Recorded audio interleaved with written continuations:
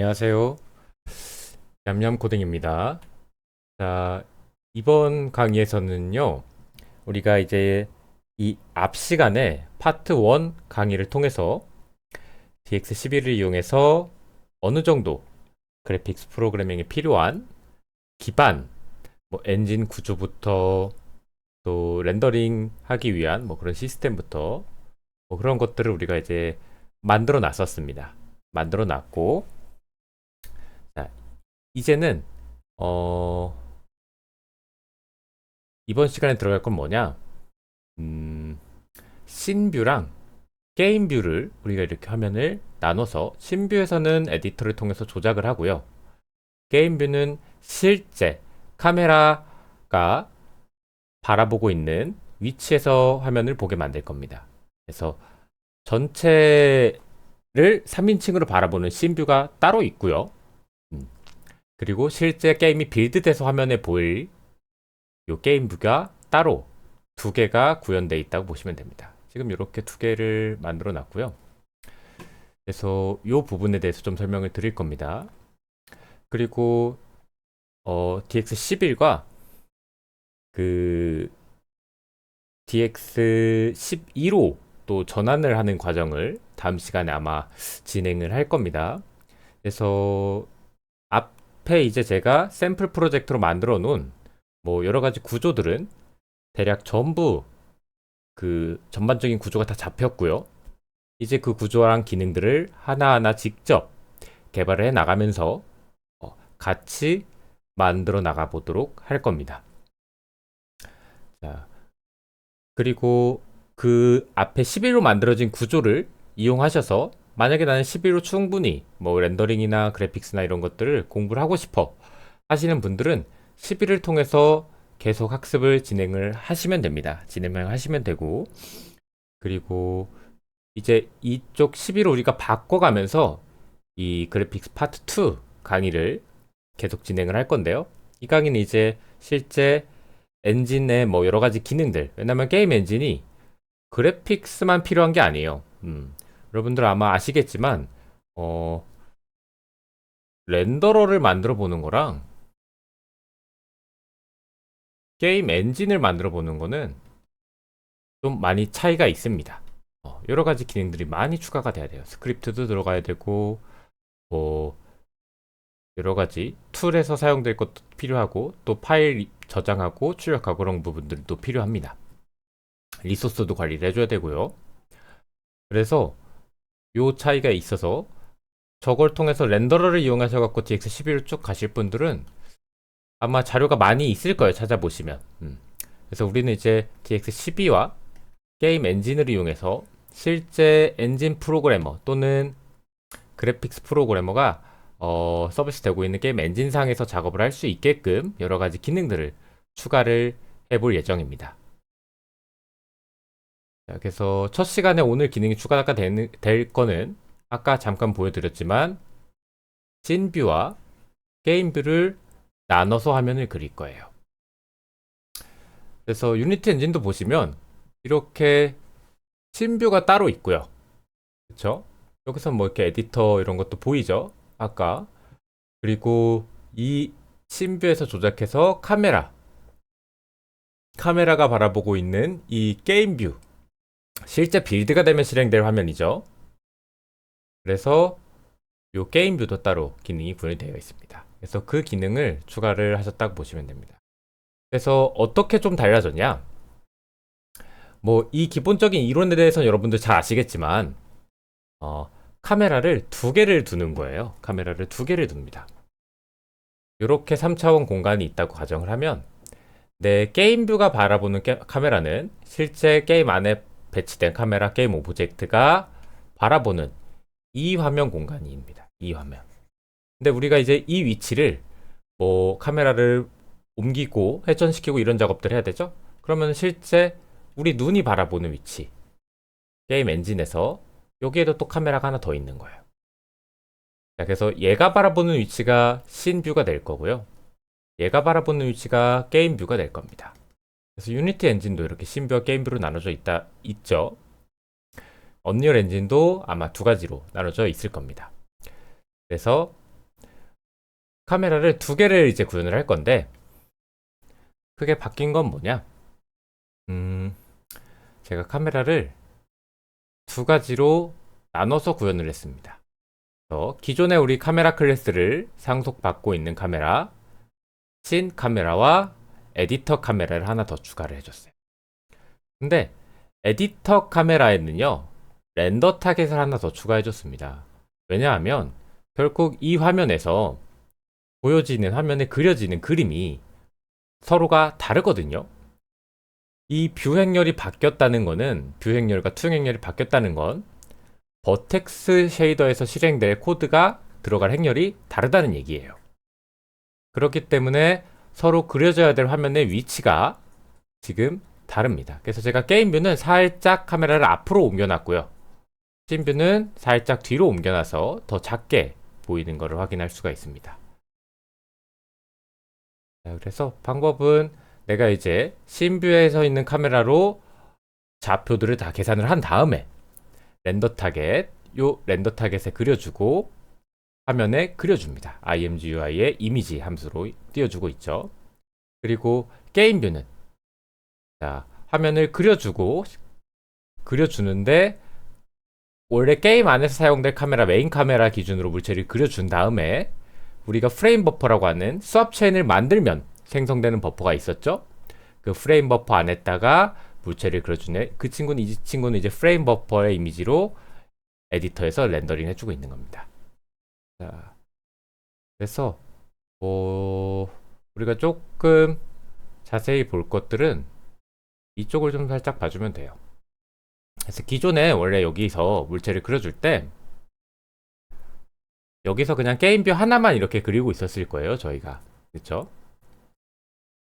자, 이렇게. 그래서 거기서 기즈모랑 그런 작업했던 코드를 싹 빼주고 있고요. 그냥 단순하게 그려주고만 있습니다. 게임뷰 프레임 버퍼에 복사된 렌더 타겟을 여기 이미지 함수로 imgui 툴에서 그려주고만 있어요. 그리고 제가 이제 씬뷰에서 할 작업을 이쪽 씬뷰를 하나 추가를 해줬고요. 씬 윈도우 이쪽 안에서 따로 진행을 해주고 있습니다. 그래서 여기 안에 보시면 에디터 메인 카메라가 하나가 들어가 있어요. 요게 우리가 아까 얘기했던 에디터 씬에서 사용될 카메라죠. 그래서 이 메인 카메라 오브젝트 하나 추가를 해줬고요. 이 카메라 기준으로 이 친구는 지금 마이너스 20이어서 더 가까이 더 멀리 있는 거죠. 그래서 아마 씬뷰가 조금 더 뒤에서 물체가 보여질 겁니다. 이거를 제가 살짝 한 3 정도 옮겨 보겠습니다.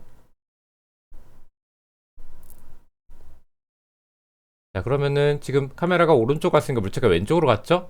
게임뷰는 근데 그대로 가운데에 있죠. 이거 이렇게 두 개를 동시에 볼 수도 있습니다. 위치가 다르죠? 카메라를 두 대로 각각의 렌더 타겟에 따로 물체를 그려준다고 생각하시면 됩니다.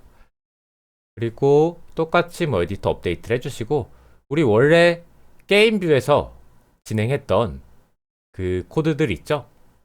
게임뷰에서 진행했던 코드들 물체 그려주고 렌더 해주고 요 똑같은 작업들을 씬뷰에서도 똑같이 진행을 하고 있습니다. 그래서 물체를 여기서 새로 전부 다 다시 그려주는 거예요. 그래서 너무나 당연하겠지만 내가 물체가 100개면 게임뷰에다가 100개 그리고 씬뷰에다가 100개 그리고 총 200번을 그리게 되죠. 그래서 실제 에디터상에서 나오는 프레임 수랑 실제 우리가 빌드버드에서 나오는 프레임 수랑 당연히 이 친구가 훨씬 더 높은 성능을 나타내겠죠. 똑같은 작업을 똑같이 또 진행을 해주고 있습니다. 원래 우리가 이렇게 정렬한 알파값 위주로 거리 정렬해 주신 후에 투명, 반투명 컷오프 오브젝트들 그려주고 그쵸? 그 그려준 걸 기반으로 화면에다가 에디터 화면에다가 이렇게 복사를 해주고 있습니다. 자, 복사를 해주고 있고 여기는 이제 기즈모 우리 im 기즈모 이용해서 물체 조작해주는 함수죠. 그래서 요게 위치가 이렇게 바뀐 것 뿐이에요. 그래서 원래 카메라에 제가 렌더링 함수를 넣어놨었어요. 그렇지만 이번에는 이거를 이제 씬 에디터에서도 렌더링을 해야 되고 게임 안에서도 렌더링을 해야 되기 때문에 씬에서도 렌더링 해야죠. 이 친구를 렌더러 쪽으로 그냥 옮겨놨습니다. 이쪽으로 옮겨놨어요. 자, 이렇게 옮겨놨습니다. 정렬하고. 그래서 이제 이 친구가 사용되는 곳이 여기 이제 렌더링을 기반으로 할 때 어떤 씬이냐, 어떤 카메라냐 기준으로 실행할 수 있게끔 이렇게 함수를 나눠놨습니다.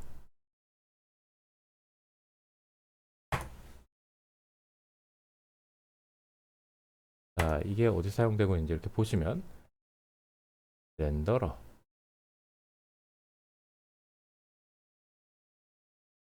씬 매니저 쪽 한번 살짝 봐볼게요. 기존의 렌더링이 어떻게 바뀌었는지. 자, 이쪽에 씬 매니저.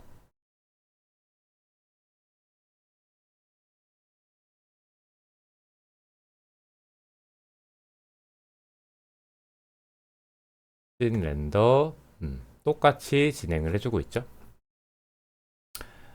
자, 그래서 이렇게 구분을 좀 해놨습니다. 구분을 좀 해놨고요. 똑같은 작업이 들어가 있다고 보시면 돼요. 자, 저걸 제가 함수로 묶어놓고 이걸 한 번 더 감싸줘야겠네요. 지금 보시면 묶여진 함수를 만들어 놓고 제가 감싸지 않았는데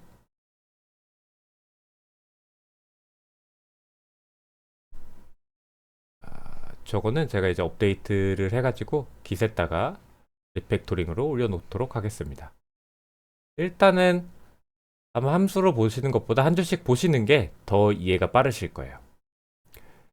그래서 핵심적인 내용들은 어떤 것들이냐. 자, 요 그림이 그냥 사실 전부 다예요. 요 그림이 전부 다예요. 그래서 이제 물체를 그려줄 때만 렌더 타겟을 따로 위에서 세팅을 해주고 있어요. 보시면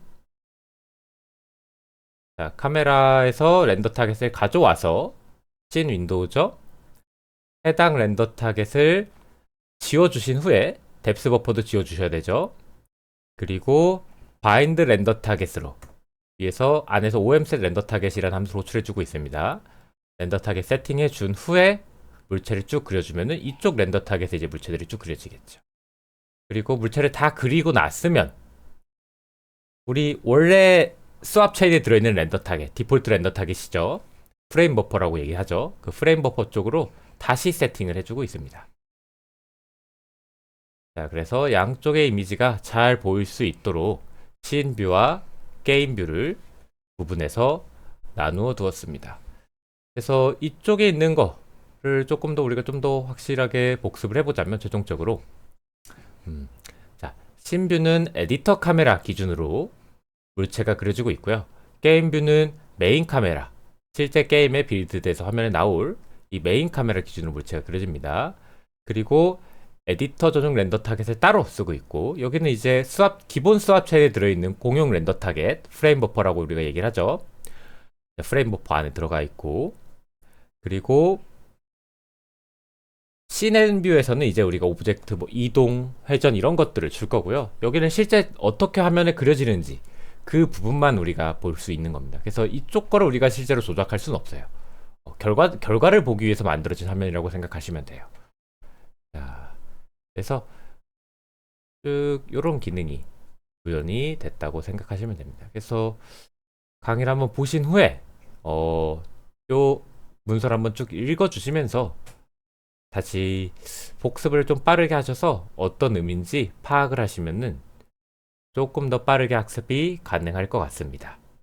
자, 추가적으로 질문사항이나 이런 게 있으시면 디스코드 게시판 이용하셔서 질문 올려주시면 되시고요. 또는 인프런 강의 댓글창에 질문 댓글창에 질문 남겨주시면 늦어도 하루 안에는 제가 꼭 답변을 드리도록 노력을 하고 있습니다. 그래서 시청해 주셔서 감사합니다. 다음 시간에는 DX11호 이 기존 DX11 엔진을 DX12로 컨버팅하는 작업들을 차근차근 단계별로 진행을 해보도록 하겠습니다.